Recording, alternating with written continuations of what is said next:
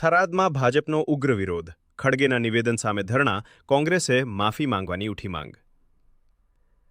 થરાદ શહેરમાં ભારતીય જનતા પાર્ટીના હોદ્દેદારો અને કાર્યકરો દ્વારા આજે ઉગ્ર ધરણા પ્રદર્શન યોજાઈ, જેમાં મલ્લિકાર્જુન ખડગેના નિવેદન સામે ભારે વિરોધ નોંધાવવામાં આવ્યો હતો.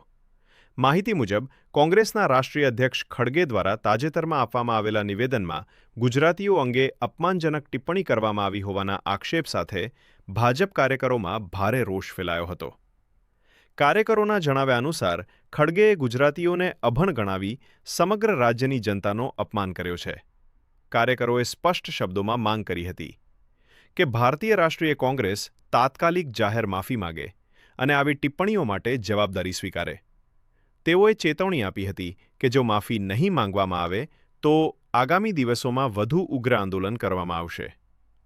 પ્રદર્શન અંતે કાર્યકરોએ પ્રશાસનને આવેદનપત્ર પાઠવી યોગ્ય કાર્યવાહી કરવાની માંગ કરી હતી. સમગ્ર કાર્યક્રમ દરમિયાન પોલીસ બંદોબસ્ત ગોઠવવામાં આવ્યો હતો અને પ્રદર્શન શાંતિપૂર્ણ રીતે પૂર્ણ થયું હતું. અહેવાલ જગતાજી ઠાકોર વાવ, થરાદ.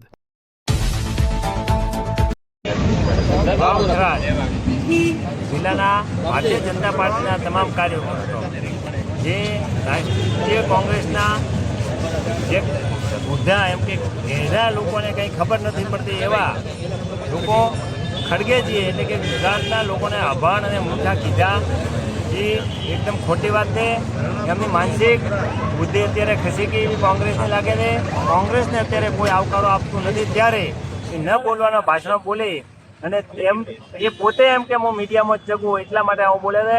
એના માટે આખા ગુજરાત પ્રદેશ અને રાષ્ટ્રીય નેતૃત્વ ભાજપનું છે એ બધા ખડગેજીનો ખૂબ વિરોધ કર્યો છે અને એમના વિરુદ્ધમાં આજે અમે પણ વાવથરા જિલ્લાના તમામ કાર્યકર્તાઓ એમના વિરુદ્ધમાં ભૂખ હડતાલ ઉપર બેઠા હતા અને ભગવાનને પ્રાર્થના કરવાનો કે એમને સદબુદ્ધિ આલે અને આવું એમને ખોટું બોલાય નહીં.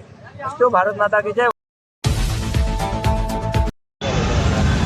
આજે વિરોધ પ્રદર્શન વિશે આપ શું કહેશો? દેશની રાજનીતિમાં ગુજરાત કાયમ અગ્રેસર રહ્યું છે. પૂજ્ય મહાત્મા ગાંધી અને સરદાર પટેલની આ ભૂમિ, આદરણીય નરેન્દ્રભાઈ અને અમિતભાઈની આ ભૂમિ એ દેશના શાસન વ્યવસ્થામાં હોય કે દેશની આઝાદીની બાબતમાં હોય કાયમી ગુજરાત અગ્રેસર રહ્યું છે. વર્તમાનમાં કોંગ્રેસના રાષ્ટ્રીય અધ્યક્ષ આદરણીય ખડગેજીએ જે નિવેદન આપ્યા છે અને જેના કારણે સમગ્ર ગુજરાતની જનતાનું અપમાન થયું છે. આ અપમાન ક્યારેય ગુજરાત સાંખી લેવાનું નથી. ભારતીય જનતા પાર્ટી ગુજરાત પ્રદેશ તરફથી સમગ્ર રાજ્યની અંદર ભારતીય જનતા પાર્ટીના કાર્યકર્તાઓ આ ધરણા પ્રદર્શન કરીને રાષ્ટ્રીય અધ્યક્ષશ્રીએ જે નિવેદન આપ્યું છે એને વખોડી કાઢીએ છીએ. કોંગ્રેસ આ પ્રકારે સસ્તી પ્રસિદ્ધિ કરીને ક્યાંક સુર્ખીઓમાં રહીને મીડિયામાં રહીને એ પોતે જીવિત રહેવા માટેનો પ્રયાસ કરી રહી છે. ત્યારે પ્રજા એ ભારતીય જનતા પાર્ટીના પડખે છે એ સ્પષ્ટ એના ઉપરથી જણાઈ રહ્યું છે.